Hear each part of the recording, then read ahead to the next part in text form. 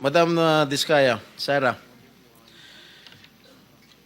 it is common knowledge that you own 9 companies, namely St. Gerard, St. Timothy, Alpha and Omega, Elite General Contractor and Development Corporation, St. Matthew, Great Pacific Builders, YPR General Contractor, Amethyst Horizon Builders, and Waymaker OPC. Am I correct? Yes po. Hanggang ngayon, up to now, you own these 9 construction companies?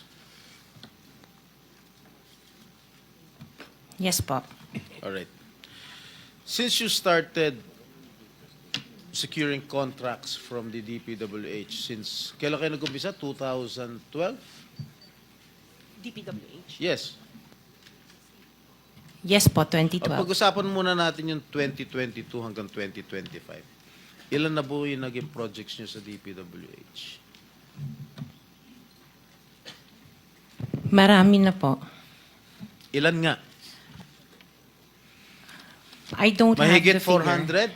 400? Mahigit 500? Within the span of 3 years. I don't have the figures po. Estimate lang po, ballpark Give me a figure. ballpark figure. Siguro po, mga 400, ganun.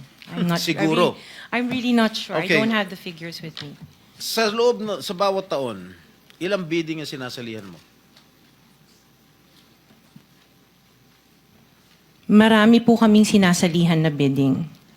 All flood control projects? No po. Ano pa yung mga projects? Buildings, kalsada, Nationwide or only in Metro Manila? nationwide po. Nationwide. All right. Pero yung bulk ng mga projects na award sa ng DPWH, mostly sa Metro Manila. Am I correct? Hindi po, sa probinsya po. Sa iba-ibang lugar. No, the bulk of your contracts. Here in Metro Manila? No po, outside Metro Manila ang marami. Where outside? Where outside of Metro Manila?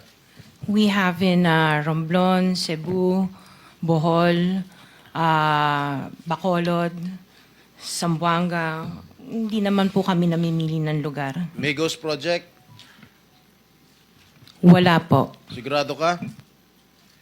Opo, Kaya definitely. ka dahil pag meron kami ma-discover na may ghost project, pakukulong kita rito. Minimum totoo. Wala po talaga. Meron ka mga pictures na lahat ng mga proyekto ginawa mo? Yes po, Nasaan? meron po kami. Lahat ng mga 400 projects, meron kang litrato?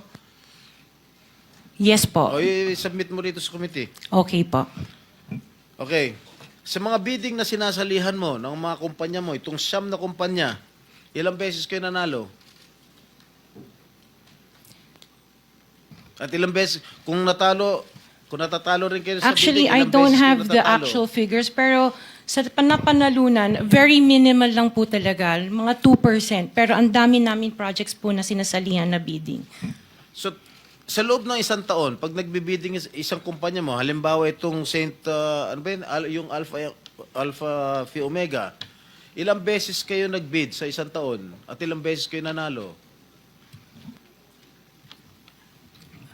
Madami po kaming sinasalihan. I really don't have the figures right now, You know, but I if can... you come here, you have to come here prepared. Yes You po. do not come here unprepared. Alam mo na, tatanungin ka eh. Ikaw sikat na contractor, papa-interview ka. Oh. You have to come here prepared. Your Honor, I am prepared for the flood control projects that you are mentioning. I have the statistics of how many I bidded and how many I lost and how many I won. Okay, you mentioned it to us right now.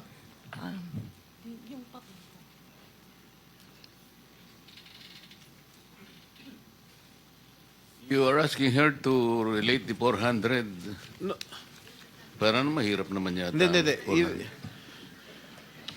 In 2022, I bidded for 491 projects. This is just for the flood control, Your Honor. How many projects? For 491. 100 91? 491. 491. I joined the bidding. Po. Oh. This is in 2022.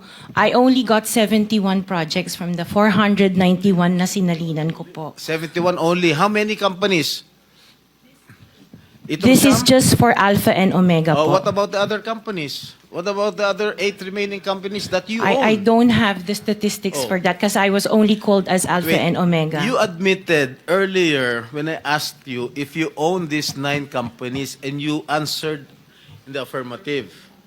Right now I'm asking you kung ilan yung 71 71 flood control projects na napanalunan ninyo. Now you're only speaking in behalf of Alpha Phi Omega. Eh kanina sinabi mo ikaw may-ari ng Siyam. Why can't you answer in behalf of the 8 remaining companies? Kasi po, yun lang yung na-prepare po namin for today's hearing. Oh, what about the representative of the other construction companies? Itong si Remando. Oh, how many? You're representing St. Timothy. Good morning po, Mr. Chairman. For St. Timothy Construction po, we have 145 projects. Flood control projects. Yes, Mr. Chair. Since Since 2022, up to the present as we speak, 122. 145. Excuse me? 145, Mr. Chair. Napanalunan ang na-award sa inyo 145 flood control projects. Yes, Mr. Chair. Napanalunan niyo 'yan. Yes, Mr. Chair. So, all in all, dun sa 8 companies, ilan? Dun sa 9 companies, hindi nyo alam? Out of the 400, maybe, who can answer my question from the DPWH? Maybe they have the records there. Mr. Chair, with the Just indulgence for of the the SP record- Pro Temp, Yeah. Yes, Senator Risa. kaugnay nung pagtatanong ni SP Pro Temp sa ngayon, gusto kong makapag-flash ng screenshot po nung siyam na calling cards, nung siyam na kumpanyang iyon. Calling card po ni Mr. Curly Discaya, na asawa po ni Ms. Discaya. So, mag-asawa po, dapat alam po nila in greater detail itong mga kumpanyang ito. Ito po, Mr. Chair, SP Pro Temp. Siyam na calling cards nung siyam na kumpanya, lahat sa pangalan ni Pacifico o Curly Discaya. So dapat po mas alam po, both ni Ms. Sara Discaya at Ms. Roma Discaya Rimando, ang mga detalye na tinatanong ni SP Pro Temp. Salamat, Mr. Chair Thank you, at SP thank Pro you, Temp. Senator Risa. Okay, for the record, yung may-ari ng St. Gerard Construction, nandun yung pangalan ng asawa mo, Pacifico Discaya. Okay? Doon sa St. Timothy, sino may-ari ng St. Timothy? Ikaw si Remando, no? Kamag-anak mo si Discaya, correct? Sabi mo, pamangkin mo. Tama? And who is this Maritoni Miligrito, the owner of Elite, general contractor? Who is this? Answer. Pinsan ko po, Mr. Chair. From the left pocket to the right pocket. St. Matthew. Nandito yung asawa mo, Pacifico Discaya. Great Pacific.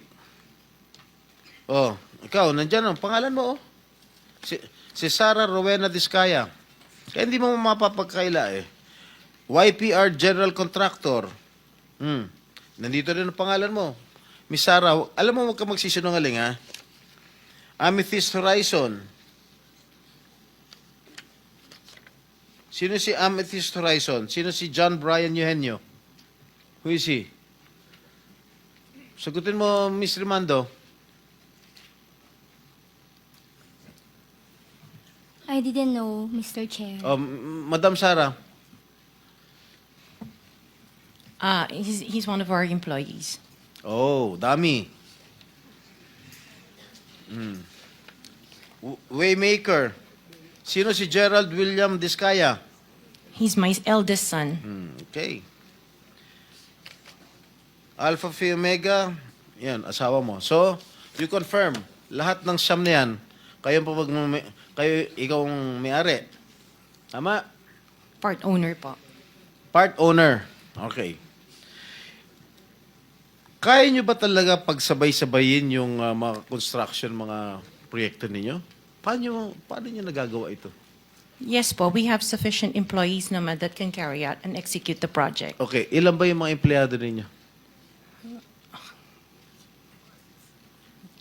In the office po, mga 200 plus. Sabay-sabay kayong naawardan ng kontrata ng DPWH.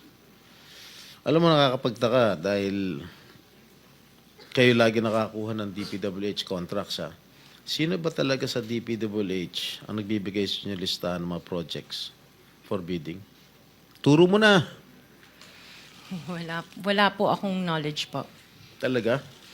Ba't Yes, nakakapagtaka dahil yung siyam na construction companies nyo, yun ang laging favored, kumbaga, sa bidding. Kasi ang balita ko, isa kayo sa mga una nakakita at nakakapili ng mga projects. Bago pa mabuo ang National Expenditure Program, yung tinatawag natin na NEP. Parang menu lang sa restaurant na nakaka-order kayo kaagad. Sino ang point person nyo sa DPWH na nagbibigay sa inyo ng informasyon na ito, o para sa inyo, ito para sa kanya? Sino? Sir, wala po akong nakakausap po. Wala kang kilala sa DPWH. Wala po. Hindi kami maniniwala niyan, wala kayong kilala sa DPWH. Meron ako yung mga engineer, yung mga district engineers Oh, tsaka yun nga pala eh. Sino ang mga district engineer na nakilala mo? Pero hindi po sila nagbibigay ng project po sa akin. At tinatanong ko, wala naman ako sinasabi sa'yo kung nagbibigay sila ng project. Sino ang kakilala mo sa DPWH? Sila, mga DE po. DE Yeah, okay. ng, Sabi mo, sino?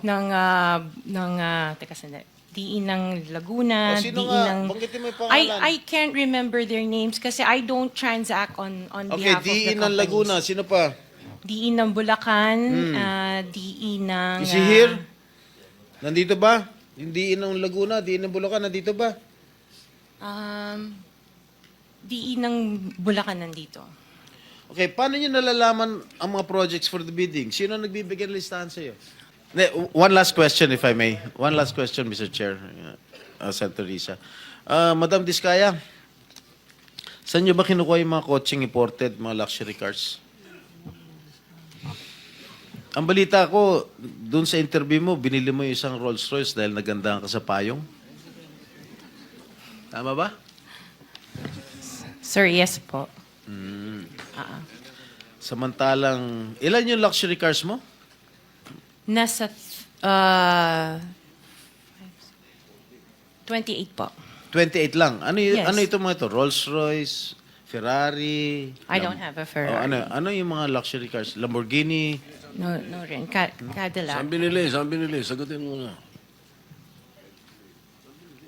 Saan mo binili? Sa dealer po. Sino dealer? Dito, local?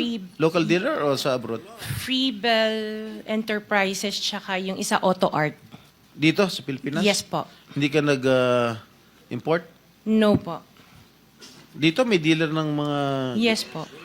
Rolls Royce. May dealer ng Rolls Royce meron dito. po. Ano pa yung mga ibang luxury cars mo?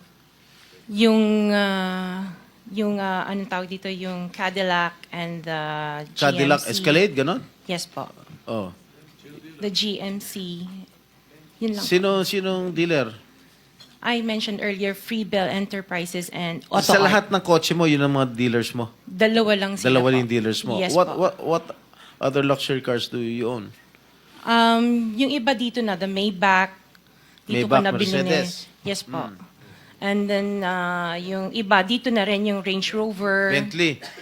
The Bentley dito na rin po. Paano kayo nagka-interest sa kotse? Saan nyo gagamitin yung 28 kotse na luxury cars?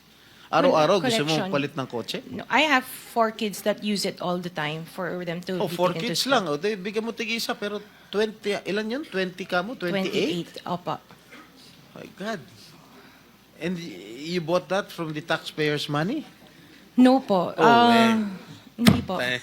Huwag na tayo That will maglokohan be- dito.